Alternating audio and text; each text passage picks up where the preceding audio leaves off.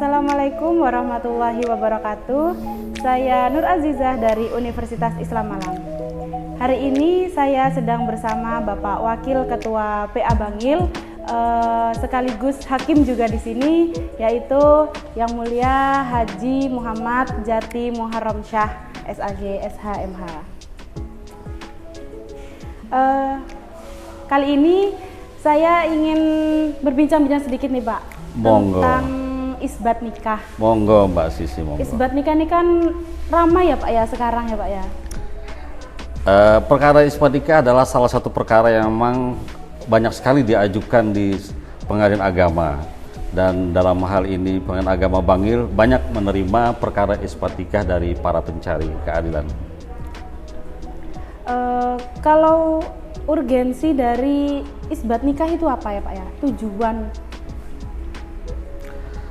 Kalau ditanya tentang urgensi atau tujuan diajukannya perkara isbat nikah, itu adalah diawali karena banyaknya anggota masyarakat yang memang belum mempunyai buku nikah atau akta nikah. Jadi bagi para calon pasutri memang banyak yang memang mereka itu tidak memiliki buku nikah karena beberapa alasan. Sehingga agar supaya pernikahan mereka itu tercatat, sehingga mereka berinisiatif untuk mengajukan pernikahan mereka agar tercatat melalui permohonan pengajuan perkara isbat nikah. Jadi isbat nikah itu sendiri adalah agar supaya pernikahan yang tadinya mereka itu tidak tercatat, kemudian dengan diajukan perkara isbat nikah sehingga perkawinan mereka itu bisa tercatat dan memiliki kekuatan hukum, seperti itu. Kalau kayak gitu Pak, apa saja sih syarat-syaratnya nih? Kan kalau kita mengajukan kayak gitu ada syarat-syaratnya nih Pak ya. Biasanya tuh apa sih syarat-syarat untuk memenuhi permohonan isbat nikah sendiri itu Pak? Syarat-syarat yang diajukan di pengadilan agama itu sangat mudah sekali. Para calon pasangan cukup menyatakan bahwa mereka sudah menikah, tidak tercatat maksudnya, dan itu bisa dengan membawa surat keterangan dari kantor kelurahan setempat. Lalu nih Pak, apa sih syarat-syarat untuk memenuhi dari permohonan isbat nikah sendiri itu Pak? Ya, oke. Syarat untuk mengajukan perkara permohonan isbat nikah mungkin seperti itu ya Mbak Sisi ya. Jadi kami pengadilan agama mementingkan adanya syarat yang harus diajukan untuk mengajukan perkara permohonan isbat nikah, antara lain adalah pertama tentu dia harus menyertakan surat pernikahan yang tidak tercatat. Yang ini mereka peroleh di kantor urusan agama KUA setempat. Kemudian yang kedua, calon pasutri ini atau calon pasangan yang sudah menikah di bawah tangan ini, dia harus menyertakan juga surat keterangan dari kantor kelurahan setempat bahwa dia pernikahannya tidak tercatat dan mereka itu sudah diakui keberadaannya sebagai suami istri di daerah tersebut. Dan yang ketiga, dia mungkin harus menyertakan KTP, kemudian juga membayar panjar biaya perkara, seperti itu Mbak Sisi. Lalu Bapak, apa saja sih faktor yang melatar belakangi pasangan ini tuh melakukan isbat nikah? Oke, baik. Saya menjawab begini, memang ada beberapa faktor yang melatar belakangi kenapa para pemohon pengajuan perkara isbat nikah ini mengajukan di pengadilan agama. Ada beberapa faktor yang bisa saya analisa. Satu, banyaknya masih kasus para petugas di kantor urusan agama yang tidak mencatatkan pernikahannya itu, meskipun si mempelai itu dia sudah mengajukan semua syarat-syaratnya dan melakukan pernikahan di KUA setempat. Namun apakah kelalaian dari petugas itu sendiri atau memang ada faktor yang lain sehingga pernikahannya itu tidak dilakukan pencatatan di KUA tersebut. Kemudian ada lagi para mempelai ini dia sudah melengkapi semua berkas namun kurang syarat. Itu juga bisa terjadi, misalkan kurang syarat faktor biaya. Kita tidak bisa menyamaratakan setiap lapisan masyarakat itu semua mampu untuk bayar biaya nikah gitu ya. Iya, ada juga mereka yang memang masih berada di bawah garis kemiskinan, tapi dia menikah tapi kurang biaya. Akhirnya mereka melakukan pernikahan di bawah tangan seperti itu. Ada juga yang memang anggota-anggota masyarakat itu tidak begitu paham tentang urgensi atau kepentingan dari pencatatan pernikahan itu sendiri. Padahal kalau kita mengacu kepada undang-undang perkawinan, memang perkawinan itu adalah sah apabila dilakukan berdasarkan agama dan kepercayaannya masing-masing. Namun jangan lupa, pada pasal 2 ayat 2 juga disebutkan bahwa pernikahan itu harus dilakukan pencatatan. Karena pencatatan inilah yang menentukan bahwa pernikahan itu mempunyai kekuatan hukum. Seperti itu Mbak Sisi. Nah, ada juga alasan lain Mbak Sisi, faktor-faktor yang memang rentan terjadi. Misalkan para pihak ini juga banyak menemukan kendala. Misalkan ada beberapa kasus yang saya tangani sendiri. Misalkan Mbak Sisi, Mbak Sisi mau ikut ujian CPNS. Padahal Mbak Sisi dari orang tua Mbak Sisi itu dulu-dulunya nikah dan punya buku nikah. Namun ketika Mbak Sisi melegislasi akta nikah, buku nikah orang tua itu di KUA itu tidak mau untuk melegislasi. Karena menurut KUA mungkin tidak tercatat. Nah ini kan setelah diketahui bertahun-tahun, anaknya sudah besar-besar, kemudian kok mengajukan ke mau melegislasi di KUA tidak disahkan, tidak bisa disahkan. Akhirnya lari ke pengadilan agama untuk diajukan perkara isbat nikah seperti itu.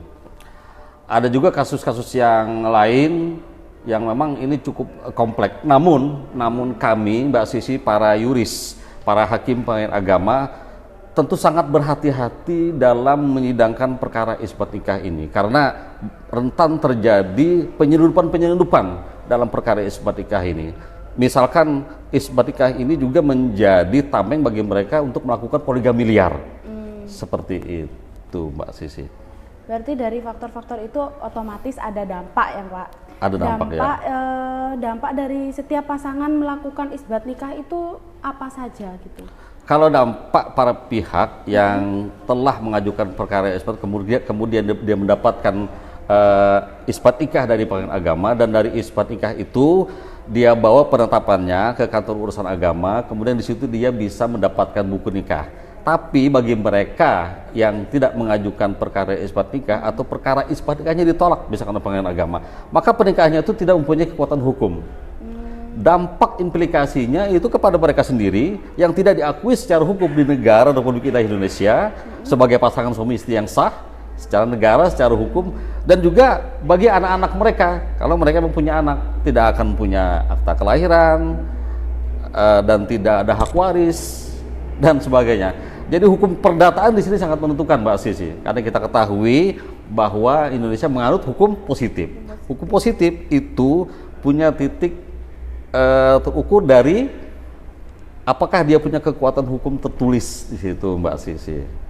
Berarti menurut saya itu yang paling dirugikan tuh perempuan ya Pak ya kalau kayak gitu, kalau nikah di bawah tangan. Baik gitu itu ya. Perempuan, baik itu laki-laki memang sama-sama kena dampaknya. Kena dampaknya. Iya. Lalu Pak, kan sekarang tuh banyak gitu ya di masyarakat, mereka tuh sudah nikah siri terus sudah mempunyai anak gitu. Lah itu solusinya bagaimana ya Pak ya? Pertanyaannya sangat menarik Mbak Sisi. Kita sangat banyak menemukan di daerah kita khususnya Kabupaten Pasuruan ini yang wilayah 24 kecamatan. Dan ini masyarakatnya sangat banyak Mbak Sisi. Saya mungkin bahkan ribuan ya Mbak Sisi ya. Dan di antara mereka itu banyak yang melakukan pernikahan di bawah tangan, tidak punya buku nikah, dan sudah banyak anaknya. Lalu nasib anak-anak ini bagaimana? Anak-anak mereka ini tidak punya akta kelahiran karena orang tuanya nggak ada buku nikah resmi. Jadi di sini kami punya solusi Mbak Sisi sebagai salah satu dari inovasi kami Pengadilan Agama Bangil yang ada MOU dengan pihak Dukcapil, Memory of Understanding dengan pihak Dukcapil. Dengan dia cukup mengajukan perkara isbat nikah, maka otomatis Mbak Sisi, otomatis setelah diisbatkan pernikahannya, otomatis anak-anak tersebut langsung memiliki akta kelahiran karena kami sudah bekerja sama dengan pihak Dukcapil. Tentu dalam proses persidangan Mbak Sisi kita tetap memeriksa apakah syarat dan rukunnya itu sah Sebagaimana kita ketahui bahwa rukun nikah itu mutlak harus terpenuhi. Ada 6 ya Mbak Sisi ya. Pertama tentu ada pasangan suami istri. Terus ada wali. Faktor wali ini juga sangat bermasalah terkadang Mbak Sisi. Wali harus jelas, kalau bukan wali nasab maka dia harus beralih kepada wali hakim. Ini menjadi faktor yang sangat selalu ditanyakan oleh para hakim dengan teliti dan seksama. Kemudian juga ada mahar, kemudian ijab kabul, nah, seperti itu. Jadi dengan dia mengajukan perkara isbat nikah, setelah diisbatkan pernikahannya itu, anak-anak mereka ini langsung dalam prosesnya bekerja sama dengan pihak Dukcapil akan memiliki akta kelahiran anak. Jadi kita menyelamatkan pernikahannya plus menyelamatkan nasib anak-anak yang terlahir dari pernikahan mereka secara siri atau di bawah tangan. Ini adalah sebuah langkah inovasi terobosan dari Pengadilan Agama untuk membantu masyarakat kita sebagai salah satu bentuk pelayanan prima dari Pengadilan Agama Bangil. Kita semua ini penasaran ya Pak ya, apa sih dasar dari setiap hakim atau rujukan dari setiap hakim itu mengabulkan isbat nikah ini Pak? Oke, baik Mbak Sisi. Jadi hakim dalam setiap persidangan menyidang perkara isbat nikah itu tentu punya dasar, selain harus memeriksa, menelaah apakah proses peristiwa terjadinya pernikahan itu tidak menyalahi rukun. Tadi sudah disebutkan sebelumnya bahwa dia harus ada wali. Kalau tidak wali nasab, dia kepada wali hakim, kemudian sepasang mempelai, kemudian mahar, kemudian ijab kabul ya, ijab kabul. Tentu peluang kenapa mengajukan isbat nikah itu ada pada pasal 7 ayat 3. Setidaknya ada 5 alasan di situ yang disebutkan dalam KHI tersebut, yakni adanya misalkan dia buku nikahnya hilang. Tentu dia bisa mengajukan kembali. Hilang juga bisa dikiaskan dengan apakah kebanjiran, ya kan? Apakah kebakaran, konotasinya seperti itu. Kemudian juga misalkan dia para pemohon ini dia sudah menikah tetapi sebelum undang-undang perkawinan itu dilangsungkan. Ya, saya teruskan Mbak Sisi. Yang jelas juga dia jelas sudah menikah. Nah, itu kan syarat utama ya Mbak Sisi ya. Kemudian para pihak ini dia tidak memiliki halangan terjadinya pelanggaran terhadap undang-undang perkawinan itu sendiri Mbak Sisi. Oh, jadi begitu ya Pak? Betul Mbak Sisi. Kita semua ini penasaran juga nih Pak ya. PA Bangil ini berapa sih Pak jumlah kasus yang diterima perkara isbat nikah? Perkara isbat nikah, oke baik. Untuk jumlah perkara isbat nikah yang masuk dan diterima, dikabulkan, atau juga bahkan ada yang bisa ditolak ya Mbak Sisi ya, itu cukup banyak, tapi saya lupa jumlah yang pastinya, namun cukup banyak di masyarakat kita, iya. Yang memang ternyata banyak melakukan pernikahan di bawah tangan yang tidak tercatat pada kantor urusan agama, sehingga mereka ini mengajukan perkara isbat nikah ke Pengadilan Agama. Kalau dalam setahun jumlahnya sekitar 100-200 perkara itu bisa ada, bahkan lebih Mbak Sisi. Cukup banyak ya Bapak ya? Cukup lumayan. Dari sekian banyak perkara yang sudah Bapak terima ini, berarti lebih banyak yang Bapak kabulkan atau yang Bapak tolak? Selama saya bertugas di Pengadilan Agama Bangil, ketika saya menyidangkan perkara isbat nikah ini, semuanya saya kabulkan karena tentang pengalaman saya, perkara isbat nikah yang diajukan di Pengadilan Agama Bangil ini semua memenuhi rukun pernikahan itu sendiri. Ya, tapi ketika saya bertugas di Pengadilan Agama sebelum Pengadilan Agama Bangil, ada beberapa kali yang memang perkara isbat nikah itu harus ditolak.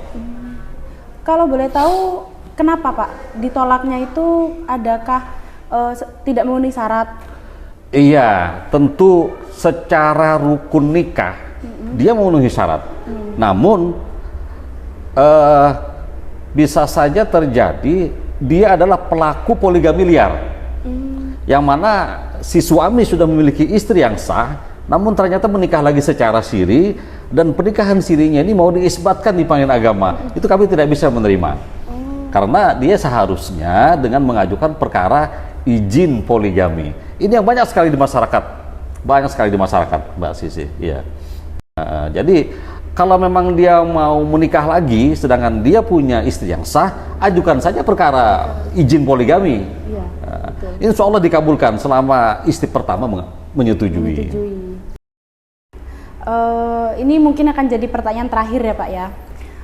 Kalau boleh tahu Pak, di PA Bangil ini rata-rata pengajuannya isbat nikah itu umurnya di kisaran berapa sih Pak?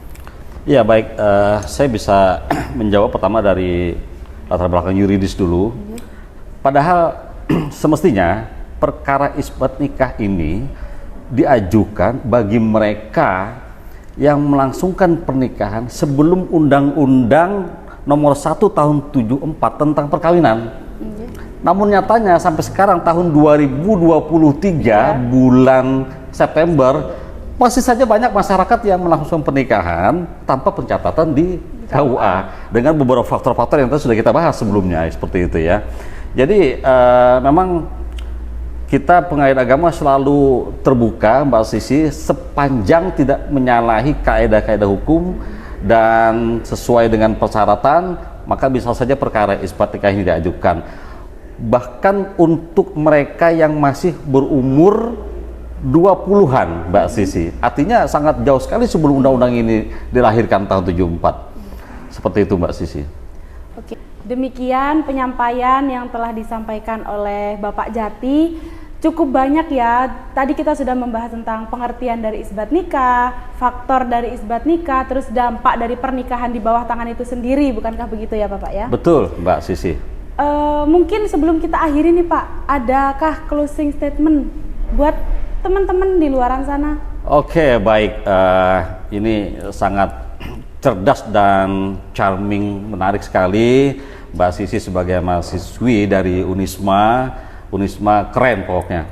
Baik Mbak Sisi, sebagai sebuah closing statement dari saya, ini adalah memang sebuah komitmen dari kami pengayaan agama untuk memberikan kepastian hukum bagi masyarakat luas. Jadi setiap masyarakat seharusnya memang tercatat perkawinannya sehingga jelas pernikahannya memiliki kekuatan hukum. Sehingga dampaknya setiap anak-anak yang terlahir dari perkawinan secara resmi otomatis dia juga akan mempunyai akta kelahiran.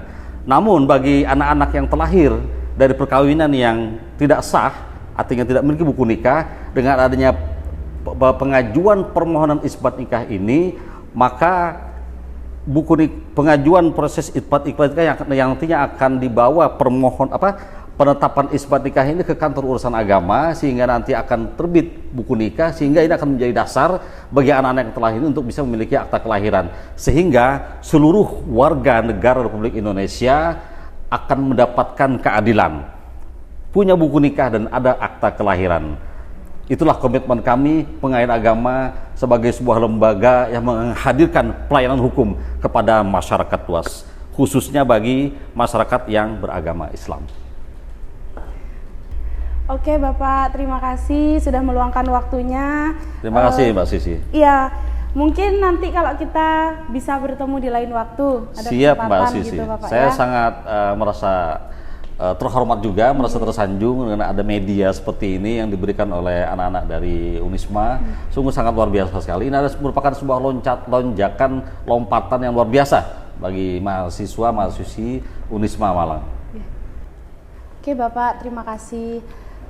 Terima kasih juga buat teman-teman yang sudah menonton channel PA Bangil. Jangan lupa untuk like, komen, dan subscribe. Assalamualaikum warahmatullahi wabarakatuh.